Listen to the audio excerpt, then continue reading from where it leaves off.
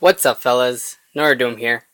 I'm on my alternate account, Blight, low level account, and this is going to be a deck guide on the deck that got to rank 1 using only commons and rares.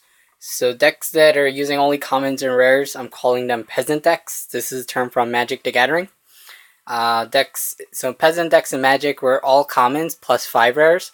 So, I'm just using it for decks that have rares and commons. And it's a Warlock Ninja deck. So this is going to be a deck guide on that. And what I'm going to do is I'll showcase the deck a little bit. And in the second half of the video, I'm going to talk about some tactics and strategies to keep in mind while playing this deck. So, it's tournament mode. So the deck is called Suicide Bomber. It's Peasant Suicide Bomber. And it's an upgrade from a commons deck I played a little while ago trying to get to rank 1. This was back in October in 2.0, just before Warlock Academy came out. And it got up to about rank 5 or so, but I couldn't get past that. And I think I could have, I just needed to grind a lot. And I wasn't willing to just spend a lot of time grinding to get up. But, yep, this is the deck. This is basically version 6.0. This is the final version here.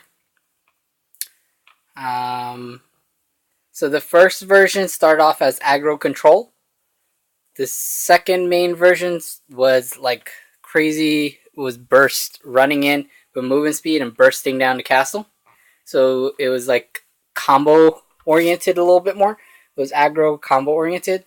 This is still using that same idea and theme, but this plays a bit differently. It plays more like just an aggressive deck, running in with units and then trying to finish off with burn spells. This deck actually reminds me a lot of a deck in Magic called Top Deck Red, TDR. And red decks in Magic, they're similar to Warlocks in the sense that they have burn spells and stuff like that. So in Top Deck Red, I'm just going to simplify it, but about a third of the deck were lands. And we don't have lands in this game, cards and castles. Our gold just ramps up every turn and increases. So out of the other cards in the deck, excluding the lands, half of them were units, creatures, small guys mainly, but guys that could deal damage and get into the castle.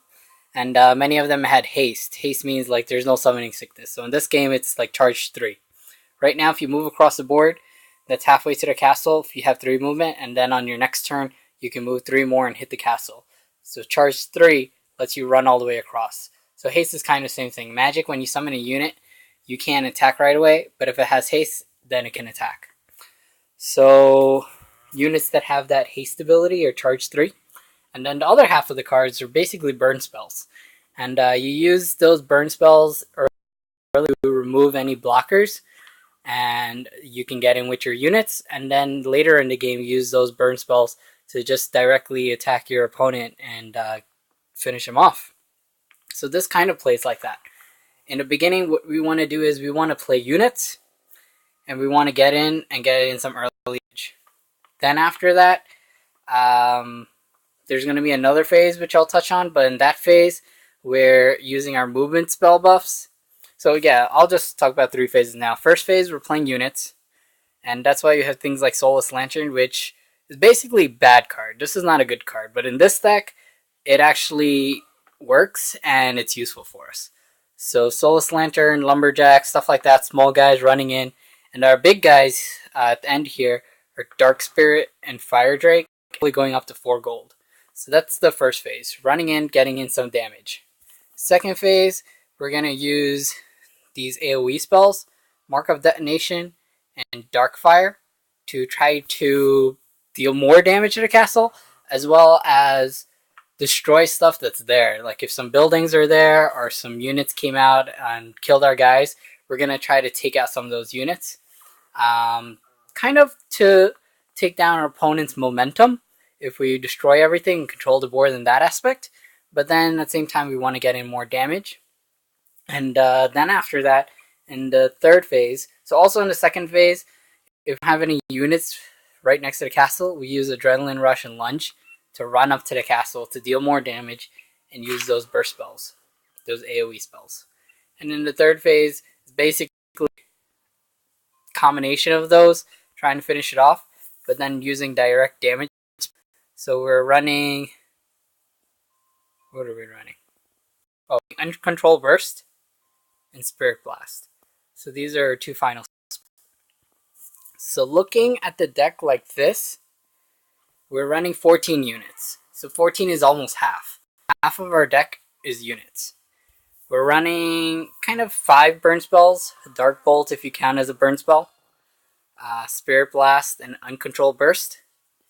And then the 2 AoE, Mark of Detonation, and Darkfire. So that's 10. So 14 units, 10 burn spells. If we had more burn that could deal this much directly to the castle, we would probably try to include it. And at the same time, something like Spirit Blast and Uncontrolled Burst, I can use it to remove a blocker threat on the board, so I could get my guys in there. So we do have a few spells, like Sacrifice, for example. Oh, I can't even enlarge. Never mind. But Sacrifice can't take it out of a unit. It only deals damage directly to the castle. And we have like Breath of Fire. So Breath of Fire, you have to stand next to a unit to use it because it's focus ability. So if we want to use it on a castle late game, then that means you have to get up to the castle. And sometimes we can't, especially if our opponent's body blocking his castle from all sides at that point. And let's say we want to remove a blocker and then attack the castle. Then we have to move next to the unit to use Breath of Fire, but then we can't move again to get to the castle. So Breath of Fire is a good card, but it's not what we want to have in this deck. We can use something like Burn, but 3 damage is not really going to kill many things. And like once you get up to 3 gold, 4 gold, then you're seeing like Shield Knights, you're seeing Faithful Drake, you're seeing Dragon Knight, stuff like that. So we can't kill those things with Burn. And so that's why we're not running. It's just too weak. Other stuff which I used or tested at one point were Witch Bolt and Incinerate, right? So those 2 cards are awesome. They deal 5 damage. However, they can't target the castle. So that's why we're not running them either. Everything that we're running in this deck, it can target the castle and hit the castle, as well as hit other units if we needed to hit other units. So that's the deck. Those are 3 phases. Phase 1, getting with some units, beat them up. Stage 2, we're going to use the AoE burst spells along with movement buffs and get in there for more damage and AoE stuff down. And then phase 3, we're trying to basically top deck as well, and top deck our burn cards or something to just finish off. Basically, in the late game, what I'm trying to get is a combination of either units and these movement buffs, or our Dark Bolts, which will deal a little bit of damage, Spirit Blast, Uncontrolled Burst, or Mischievous Imp. That'll also deal 3 damage. So those are the cards I'm looking for at the very end of the game.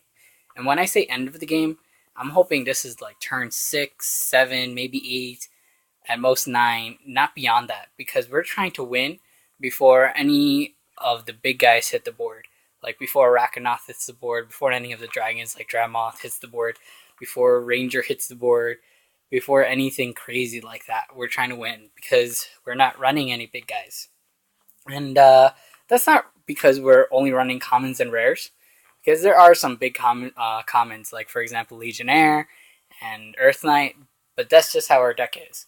That's the style of our deck. We're trying to get in there before the late game, because we're not going to be able to compete a late game, and there's just some things that we can't handle too well at all, like John Vive. If John Vive hits the board, that's okay, but if John V's pounding on our castle, what are we going to do then, right? We can't do much. It's going to be hard to kill it with these cards in this deck. If we're playing Pirates or something, they could do something. So that's the deck.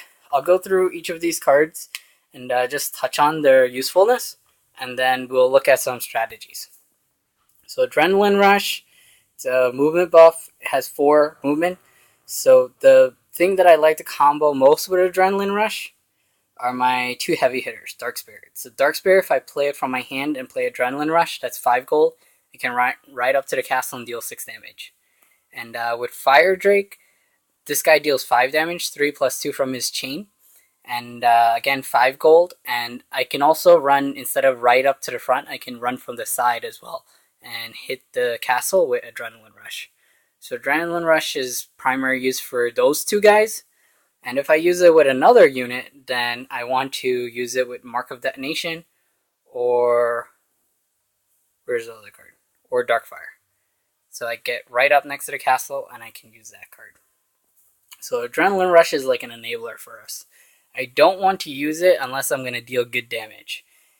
If I have just like Soulless Lantern in my hand and Adrenaline Rush and nothing else, I'm not going to use the Adrenaline Rush. Have to wait until you get one of those AoE cards or one of the big guys. And then this way, this is like how we get the most damage. Every time when we attack, we want to get maximum damage. We don't want to waste an attack with low damage. Lunge basically does the same thing as Adrenaline Rush, but with Lunge, I can use it with my 4 movement guys to get up to the castle.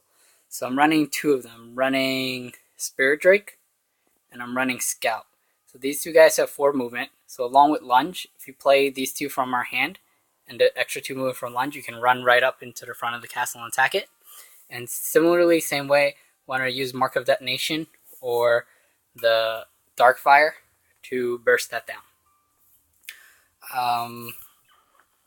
So those are 2 movement buffs. I'll jump around a little bit. Let's talk about the AoE buffs since we were just touching on them. So Darkfire is pretty self-explanatory. Deals 7 damage. The one thing to keep in mind here is you don't need to be right up in front of the castle. You can be at an angle to the castle because it hits all 8 squares around your unit.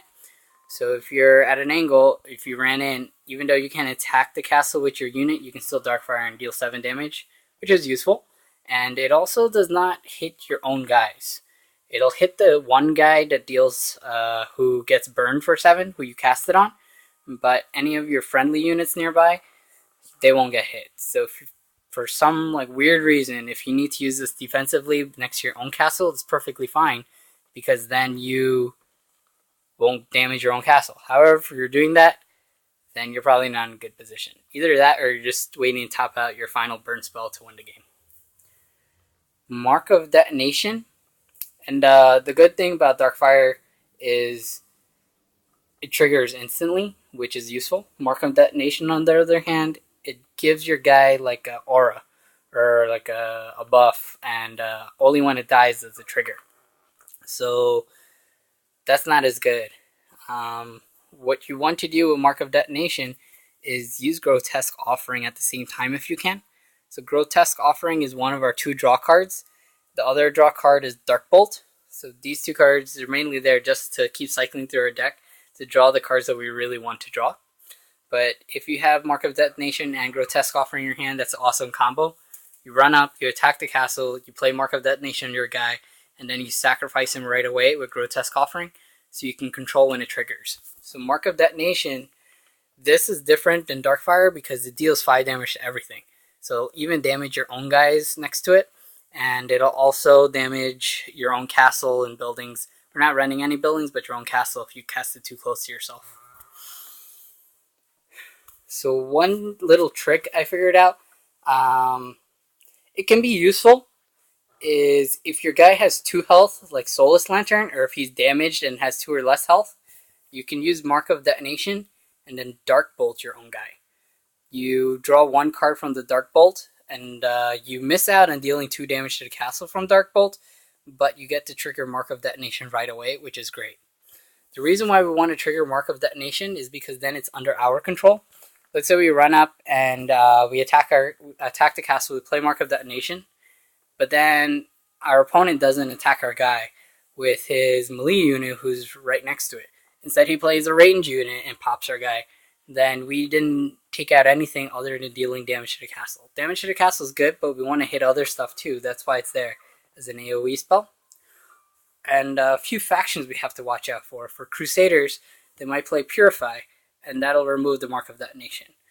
And but that we're not too worried about. The other 2 things to worry about, though, main one is Vikings, because Vikings have knockback. If they knock our guy off to the side and kill him, then we won't get to deal the AoE damage to the castle. And even worse, if they knock it back to our own side, then we might end up hitting other guys, and blowing stuff up. So whenever you're playing against Vikings, you only use Mark of Detonation if you're going to suicide your guy by attacking into something else and making sure he dies, or if you have Grotesque Offering. Or if you use the Dark Bolt combo, then you can use Mark of Detonation. The other one is Vikings. Ninjas. Because ninjas have some bounce spells, so if they play something like Tranquility, and you have Mark of Detonation on your guy, then you just lost the mark and you're not going to deal any damage.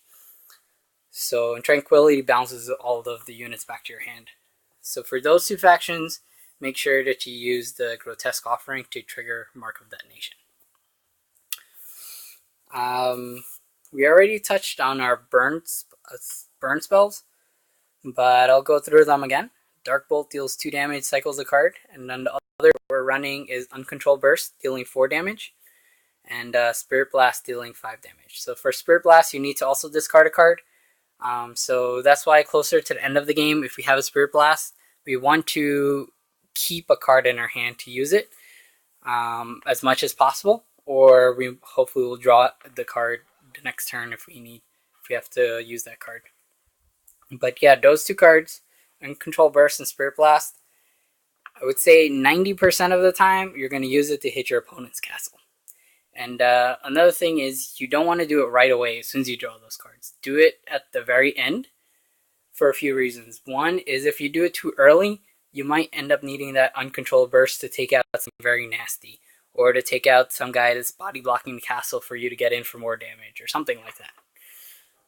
And if you do it too early as well, then your opponent knows what you're doing, and when they know what you're doing, then they might start turtling up, they might body block even more, they might start blocking sides of the castle, and then it'll be harder for you to get in when Adrenaline Rush and Lunge.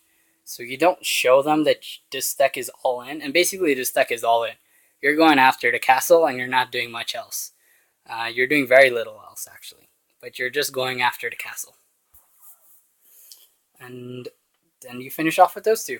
So the units that we're running, Soulless Lantern. This guy is good in this deck because he comes out for 1 gold. And that hopefully will get you 3 damage. Not only will he get you to 3 damage on the castle, but he will stand in front of their castle and block that square so your opponent cannot body block. If you play Soulless Lantern, run up, attack the castle, and the next turn you run in with Lumberjack. Now he comes and he sees your Lumberjack coming. He plays his own Lumberjack. What does he have to do? He has to kill your Soulless Lantern. So which means he's not standing in front of his castle body blocking it. So your Lumberjack gets to run in and attack the castle. I hope that made sense. I'm going to touch on that again in a second when we go over some strategies for this deck. But Soulless Lantern is good for that purpose. Other thing he's good for, since he only costs 1 gold, he's great later to use Adrenaline Rush and Darkfire, because then you can play that combo for just like 6 gold straight from your hand, which is awesome. The other units, so at a 2-drop, we're using Lumberjack, we're using Mischievous Imp, and we're using Spirit Drake. Lumberjack's just okay card. He functions, he works for us. I used to have Vampire, but when we became aggro, I put in Lumberjack because he won't survive as long, but he has 3 damage. So he'll be able to damage other stuff and damage the castle. Mischievous Imp, he's only 2 attack. However, he pops off for 3 damage when he awakens. So we got him in there for more damage to the castle. And that's what we're doing, trying to damage the castle. Spirit Drake, he's also 3 damage. But the reason why we're playing him is for that 4 movement. It helps with Lunge to get in there for AoE damage. Plus, his 4 movement is useful because then when you have him on the board, and if you're threatening to go to the front of the castle and to the side of the castle, and if your opponent can body block and do something else in the same turn, let's say he only has 2 gold or 3 gold, if he sees, he can't body block your Spirit Drake because your Spirit Drake can attack 2 sides of the castle. Quite often, he will not body block because he can't block both of them. And that's very good because once you occupy the front of his castle, and then you keep running your guys up to the front of the castle. So for that purpose, Spirit Drake is useful. And because he has stealth as well, it helps him just sneak around the sides of the board, again with the movement buffs and stuff like that, to get the AoE damage in. But other than that, this guy is pretty crap. He only has 3 health, and he'll die right away. But you just want him to occupy that square. That's what all of our units are doing. They're occupying that one square in front of the castle, and they're dealing at least 1 attack, hopefully, maybe more. Then 3-drop, we have Scout, and very similar role to everything else. Works just like Spirit Drake, or if you're already familiar with Scout, you play Spirit Drake just like how you play Scout. Off to the side and threaten 2 squares, the front of the castle and the side of the castle. Dark Spirit, 6 attack, which is awesome. Only 2 movement, so we have to use him with Adrenaline Rush. Other thing to do is play Dark Spirit and move up in front of your castle. The next turn, you can also use Lunge to run up right in front of your opponent's castle and attack, or you can still use Adrenaline Rush and be able to run up to the side of the castle if they body block the front. Fire Drake is 5 damage. So those 2 are big guys, and our big guys, basically we want to hit the castle. That's what we're doing. All our units, we want to hit the castle, and that's the game. So those are all the cards. I'm going to go through just a couple of tactics using these cards, things that you should just keep in mind. So I'm going to do it in practice mode here, and I'm going to take out our drawing tool. Okay, so we're going against pirates. I have no idea what pirates have. Okay, so a couple things you want to do before the game even starts. You want to see if you're player 1 or player 2. Player 1 is blue. If you're blue, you want to play Soulless Lantern right away and run him up, because your opponent's not going to be able to stop it unless if they have a 1-drop of their own, or if they use their coin. And if you force him to use his coin, that's a good thing. In fact, many cases, our opponent will use their coin once they see that we're rushing. If I'm player 1, I want to have units in my hand, so I'm going to get rid of everything that's not a unit. But I would also get rid of both the Fire Drake and the Dark Spirit if I'm player 1, if I'm the blue player. Because these guys are too expensive, and I want the 2-drops and 3-drops in my opening hand. If I'm player 2, which I am right now, Soulless Lantern in the beginning is still a good card, because basically you're not going to play him anytime later. Most likely, after the 3rd or 4th turn, you're never going to play Soulless Lantern, except with the movement buff, so you can run right up to the castle. So you want him in your opening hand. And I would keep a 4-drop here because we have the coin. And I prefer having Fire Drake earlier, because Fire Drake can walk up to the castle in 2 turns. He moves 3 and then 3 again. Dark Spirit early is not as good. He's reliant on the movement buffs. Fire Drake doesn't necessarily need the movement buffs. So I would get rid of the Dark Spirit here. Other thing to pay attention to is, what is your opponent playing? But you don't necessarily need that for the mulligan part. The mulligan part is how your deck functions. So when we look at our opponent, we want to see if we're playing Vikings or Ninjas, because those are the 2 that will screw over our Mark of Detonation. Vikings will knock back, Ninjas will bounce. The other thing we want to watch out for is Crusaders. Crusaders have heals, and heals will pretty much make us lose the game. Unless if we get a really good draw and they get a bad draw, because we need to deal a lot of damage and extra damage than if they're healing. And we have to hope that they don't heal too much or not at all. So what I'm going to do here is I'm going to kind of ignore what the computer is doing, and I'm going to do what I would do if this is a normal match. And I already recorded about 50 videos for you guys, so you can watch any of those matches, especially maybe the last 10 in version 5.0 is similar to this one, and you can take it from there. So I'm going to play my guy, my 1-drop, and I'm going to run right up in front. And in Constructed, no one plays 1-drops really, so don't expect to have this Peasant Militia standing in front of you. So I play my 1-drop, and I'm going to take out the drawing tool. Good. So this is the square I kept talking about. This is the most important square for us.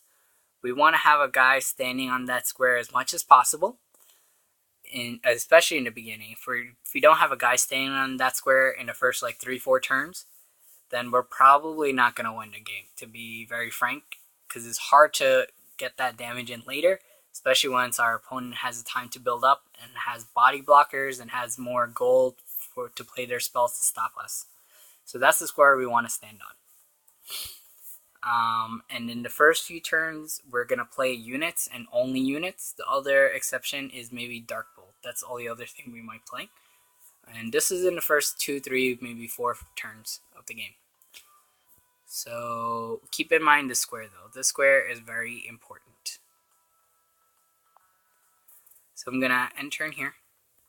Our guy's probably going to die. But yeah. Good.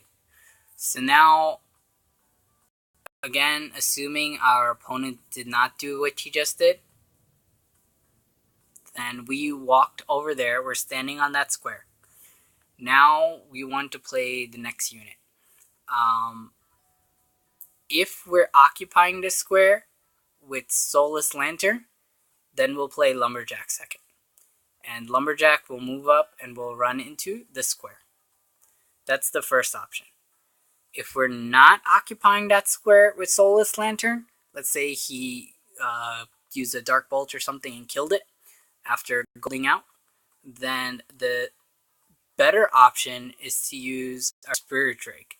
And for our Spirit Drake, we want to... Can we change the color? Let's go with blue. We want to stand here or here. These are 2 squares. And this is where we also stand once we have Scout. The reason for that is if we're standing here, down here, we're standing here, then we're threatening to attack this square or this square, right? And if we're threatening to attack 2 squares and our opponent can't body block both, either he's going to body block one or he's going to body block none of them. If he body blocks this one, then he actually did a smart move. But most of the time, nobody will worry about body blocking either because they know you're going to get in and damage their castle. The reason you body block is not really to protect the square, it's to stop your opponent from body blocking your castle. But in this deck, we want to get on that square and we want to own that square and we want to destroy our opponent from that square. Okay, so the third option is playing Imp. And Imp is fine. And Imp, of course, would just move right up, just like Lumberjack. Now, one other thing that might happen if you're player 2, you have 2 drops, and you did not play your Soulless Lantern if you didn't draw it, then first turn, I would play my Medal of Bravery and put a 2-drop on the board and get him up in there. Because you need to be aggressive, and you need to play your units as fast as you can, and you want to max out the gold of your units. So if you have Soulless Lantern, play him. If not, coin out and play a 2-drop. So this turn, I'm going to play Lumberjack.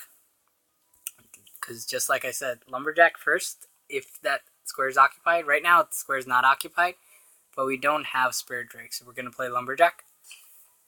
And then third option, of course, was Mischievous Imp. So again, we would run up. This is bad. Our opponent has like a whole bunch of crap that they're attacking us with. So now, this is turn 3 for us. So turn 3, if we have Scout, that's our first priority. We play Scout. We play him again in one of the 2 squares. Where's our tool?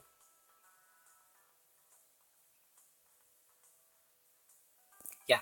So we play Scout, and we play the Scout in one of these 2 squares.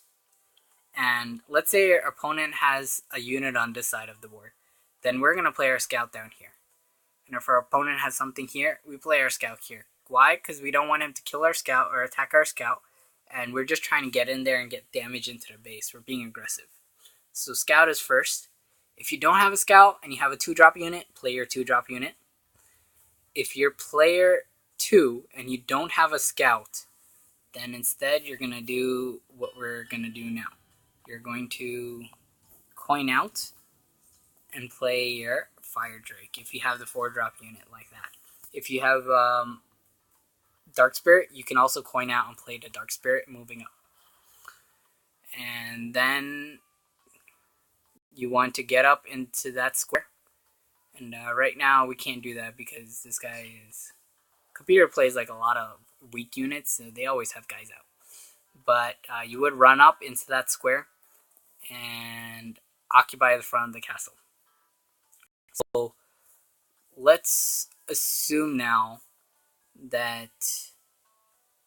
Trying to get my drawing tool out again. Okay, so let's assume that our Fire Drake is standing on the square. It's turn 4, right? If we have another 4-drop unit, we will play that 4-drop unit right now and just continue, right? If we're player 1 and we have a 4-drop unit, we would do the same thing and continue. If we don't have a 4-drop unit, and if we don't have like a scout, and once it becomes like turn 5, latest turn 6, now this is when it switches to phase 2 of our strategy. So assuming again that our Fire Drake is standing right in front of the castle, now we want to AoE. That's what we need to do. Hopefully by this time we've drawn Mark of Detonation or Dark Fire. If we haven't drawn either of those 2 cards, then either we have a lot of units, or we have our draw spells, or we have our burn spells, right? But ideally we want to have the AoE spells, because then, let's say if we were standing on this square and he does have a unit, then we can AoE and kill that unit, hit the castle, and kind of reset the board to some extent, except his castle is taking a lot of damage at this point. So, again, assuming if my Fire Drake was here, what I would do now is play Mark of Detonation on my guy, and then play Grotesque Offering, and hit the castle, dealing a lot of damage and drawing more cards. Then I'm just going to play quickly and talk about what I would play after that. So now at this point, we don't have anything on the board in a real game. We want to play our Mischievous Imp in the corner here so that he pops off. I'm going to enter. We want to play our Mischievous Imp in the corner there so he pops off.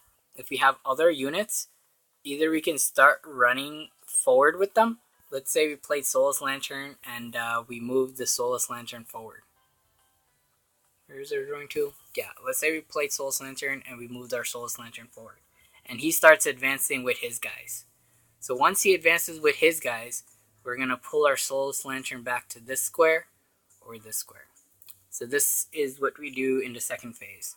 We want to get one of our 3 movement guys onto this square or this square.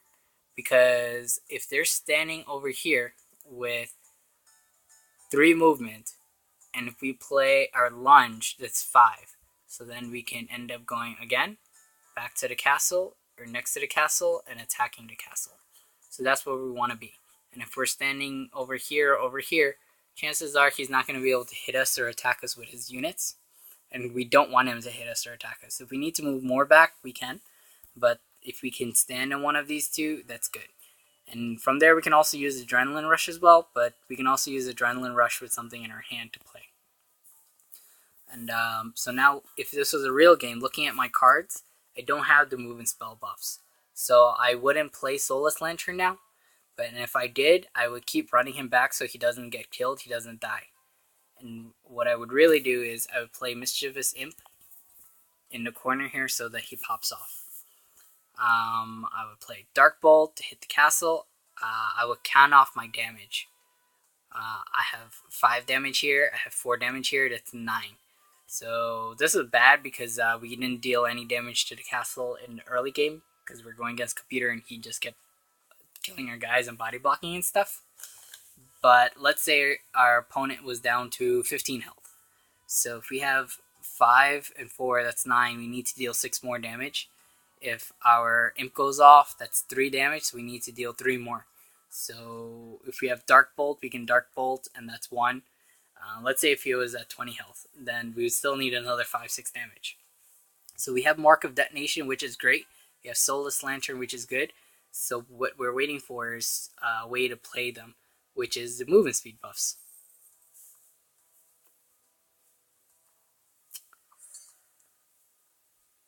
So what I'll do is I'll do one more run through of this deck in practice mode after this and see if we get something.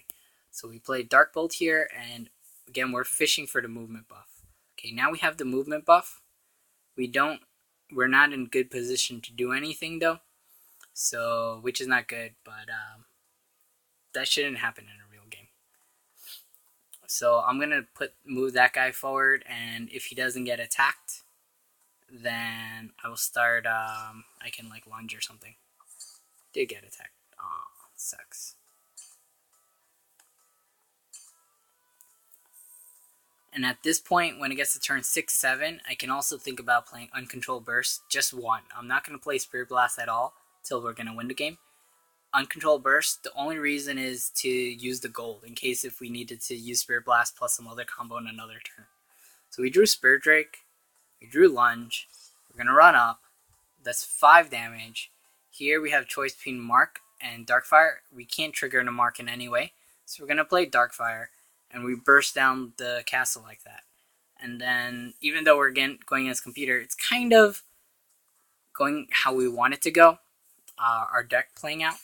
And that's because I'm just showing you how to play the deck. I'm not showing you how to go against an opponent. We do that in rank, in the other videos. But in this video, just showing you how to go through the deck and play the deck. So that's the deck. We finished burning off. Let's play something else. Let's go against Crusaders, maybe? I forget what each of these guys have. Okay, so beginning hand. This time we are player 1. Get rid of everything other than units. If I was player 1, I would also get rid of my 4-drop units. Okay, so this is a bad hand for us because we didn't get the units. Okay, we drew Soulless Lantern. We play him first turn and we run up. Weird, he didn't play anything. Okay, next turn, I run up, I attack the castle. I have Mark of Detonation, I could play that. No, don't play that. You play the Mischievous Imp. You play your units, and you move forward. You don't want to be using spells right now, you want to be using units. Because let's say you use a spell now. The next turn, when you're playing the unit and trying to run forward with the unit, you can't, because now he has blockers and stuff like that. And if that Lumberjack stood on that square where the Imp is standing, that would be bad for us. We want our unit to stand on that square where Imp is standing. And the main reason why we're standing on that square is because of our next guy. Because the Imp is standing there, greater chance our Spirit Drake gets to stand there. Greater chance our Fire Drake will stand there after that. Greater chance we can lunge in with Stalker and stand there. So that's why we're standing there.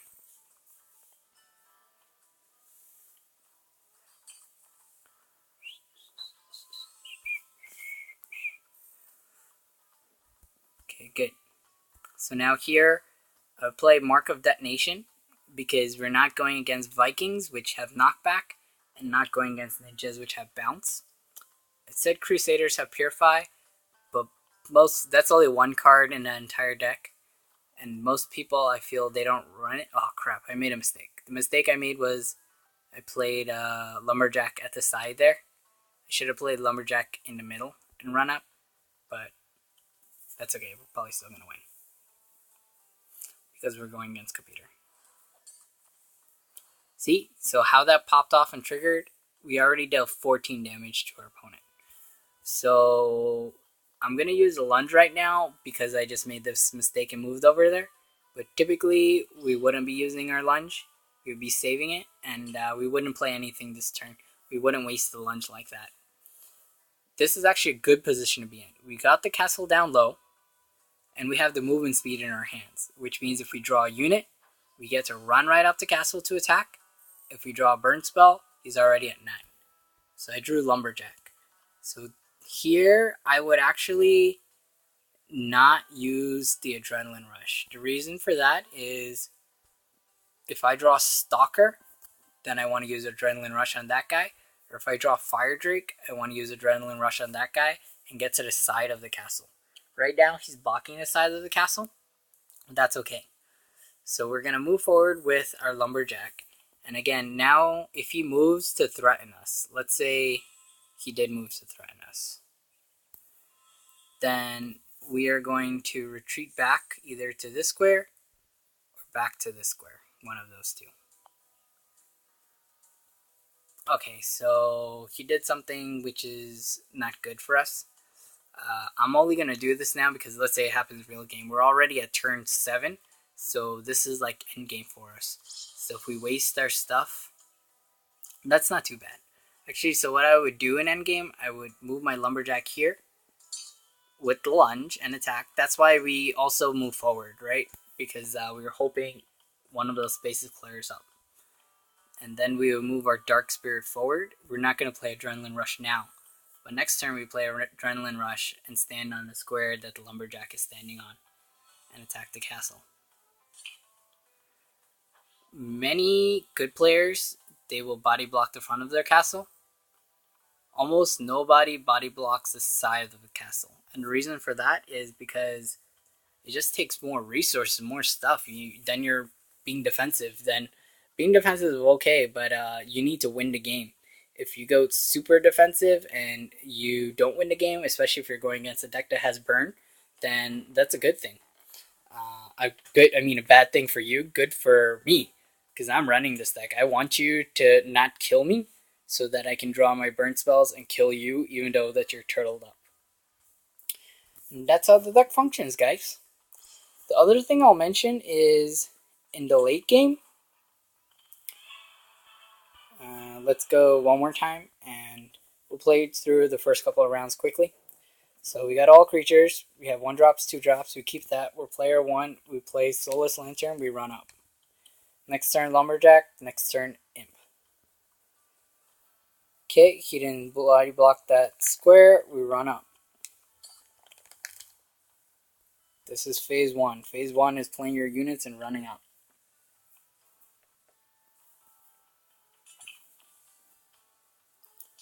So he had that Peasant Militia. He could have body blocked there, which would not have been good for us. But since he's a computer, he didn't. He didn't know to do that.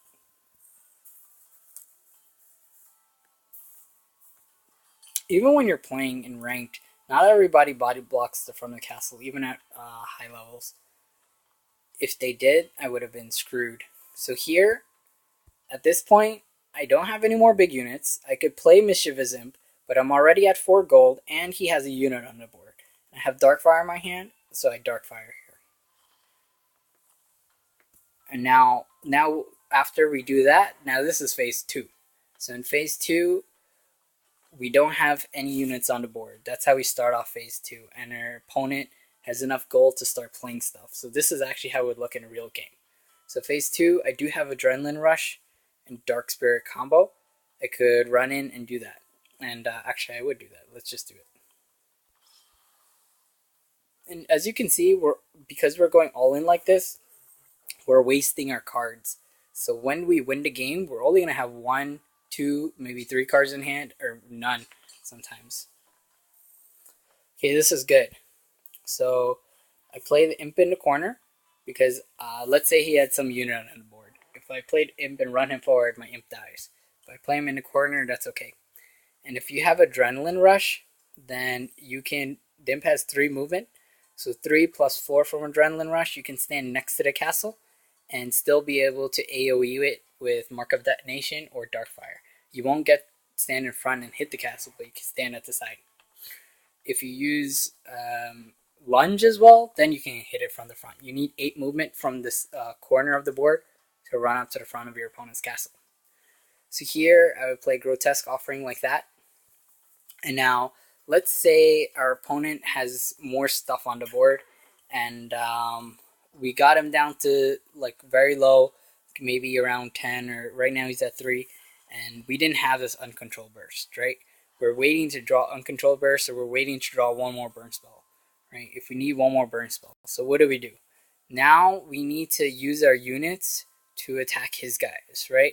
So if he had like some units in the middle pounding on my castle, I would run up there and Darkfire or something like that to kill his guys. Why? Because I need to stop him from attacking my castle or else the game. Maybe next turn I lose the game, or in 2 turns I lose the game. But if I can take out those guys, now I have maybe 3 or 4 turns until he can build up his army and run again and deal more damage. So I have more turns to draw the burn spells or the movement or whatever I need back. But I don't want to start using uncontrolled bursts on units at this point because I need to save it to finish off the castle. So that's the other aspect or strategy of this deck. When you get into the very late game, there you try not to die basically until you can draw the right cards for you to run in an AoE damage or for you to directly burn the castle down. And that's the deck, guys. You're a suicide bomber now. You run in there and you blow stuff up. If you see a Crusader player, then you just take out your box of tissues and you cry, because if he starts healing, then you're screwed. You're not going to win, especially if he's healing a lot. And yeah, you just go and you contemplate life at that point. Like, what the hell am I doing here? Playing against Crusaders who's healing over and over. Hope you guys like the deck. If you guys have any questions, you can post below. And yeah, you can look through the games. I posted about 50 games with this deck. And the last game was in rank 6, I believe. And from rank 6 to get to rank 2, it took me about 30 games. After 30 games, I got to rank 2. But in rank 2, I kept bouncing around between rank 2 and 3. And it took me probably about another 20 games to get from rank 2 up to rank 1. Because at that point, every other game, I was going against Crusaders who had some heal.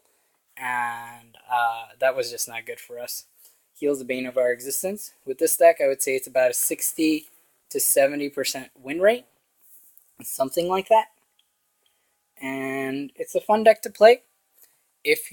Last thing I'll touch on is if you want to upgrade the deck, what do? There are a few things. Few good cards. Let's go back because we don't have any of the good cards. So for ninjas, one good card is... Oh, we already passed it. Altar of the Dark Lord. Altar of the Dark Lord stacks up damage really well. So you have to get into play. That's the only thing. So if you play it on turn 2, then you kind of lose the tempo of playing out your units. But this card, basically keep in mind that Uncontrolled Burst deals 4, Spirit Blast deals 5. So anything that can deal like 5 damage or more, that's awesome for this deck. So Altar of the Dark Lord, if 3 units die, that's 6 damage. If more than that dies, then that's really good. So that's one upgrade. Another upgrade you can think about is Detonate, because Detonate hits stuff in an AoE range. So you have to sacrifice discard a card here too. So it might not be too good, but you can consider this in terms of Spirit Blast. I probably wouldn't play both of them at the same time, but Detonate could be another thing. Spirit Blast is 1 more damage, and at the end of the game, that extra 1 point of damage really counts. Incinerator is also good, but now you're getting more control-oriented. This deck is aggro. I like Wall of Fire a lot, but I wish it did more damage. If it did 4 damage, I would probably play this. And that's it. Headwood is good if you have him, but he's slow and bulky. He's not great for this type of deck. And I wouldn't play any of these, actually. Even Rakanoth I wouldn't play. Why? Because we're trying to win before turn 9. Wouldn't play any of these higher expensive cards. The only thing really I would consider is Detonate and probably Alter out of these. And then you can also play around with other stuff like Sacrifice and things like that. From ninjas, so this card here, where is it? Tag Team. Tag Team was pretty sweet. But Tag Team, I would say in this version of the deck is not good because we're blowing up our guys, and our biggest guy is 4 gold. So we won't have really much use from this card. We don't have units on the board which are going to be standing there which we can bounce out and replay. So if you're playing like aggro control or a different type of deck, then Tag Team is pretty sweet. Especially used with our big guys. If you put in Spirit, if you put in Dark Spirit's what it's called? I don't remember. The Spirit guy. If you put in the Spirit guy, where is he? Yeah, Dark Spirit. If you put him in, then he can deal 8, and with Fire Drake, that's 5. Other good cards, Eternity Strike I've heard good things about. I myself have not really played it much. But one thing to consider though, we were running Firewalls before. We cut out Firewall, and the reason for that is one, we were having too much AoE at that point. We don't need that much AoE. In fact, it would be better if we had more single target high damage spells, but we don't. But with Eternity Strike, it's kind of the same thing like Breath of Fire. You need to be up next to your guy. So if you run up next to something and use Eternity Strike, then you can't be positioned in front of the castle to hit the castle at the same time. But if you can Eternity Strike something and it hits the castle as well, that's good. The only thing with Eternity Strike is it's 4 damage. If it was 5 damage, then that would be amazing, because then it can destroy buildings as well. And the 2 AoE spells that we're running, one is 5, the other is 7, so both of them can destroy buildings. But I would run this guy, Kuru. So Kuru, he can teleport right up in front of the castle to hit it. He can also teleport just one space off and still use the AoE spells. So Kuru is probably the other upgrade I would add to this deck. So not many upgrades really. I wouldn't even play like Final Strike or stuff like that. Those cards are good. However, in this deck, they're a little too clunky and slow us down. You can also think about running Throne of the Emperor. But with Throne of the Emperor, we need to discard here again, and we're already like dumping our hand, so we don't have much to discard. And this, I would say, is not really giving us as much benefit as Adrenaline Rush, which gives us 2 extra damage. As Lanju, it gives us 2 extra damage, and Adrenaline Rush, which gives us 4 move, which is really awesome. And that's the deck. So again, if you guys have any questions, let me know. And I'm planning on posting more Peasant decks, which are just Commons and Rares. I have an idea for my next one, but part of that too is I need to see what I can craft. I only have 5,000, just under 6,000 shards on this character, and I have some CP. I can buy some packs and stuff, but I'm not planning on grinding. If I'm going to grind, I'll do that on my Noradoom account. And on my Noradoom account, once I hit rank 1, then I can't reset my rank to rank up with Peasant deck. And I have some other decks, like decks including epics and legendaries, non-peasants, that I want to play on Noradoom to rank up next month. I like making new decks there and building them.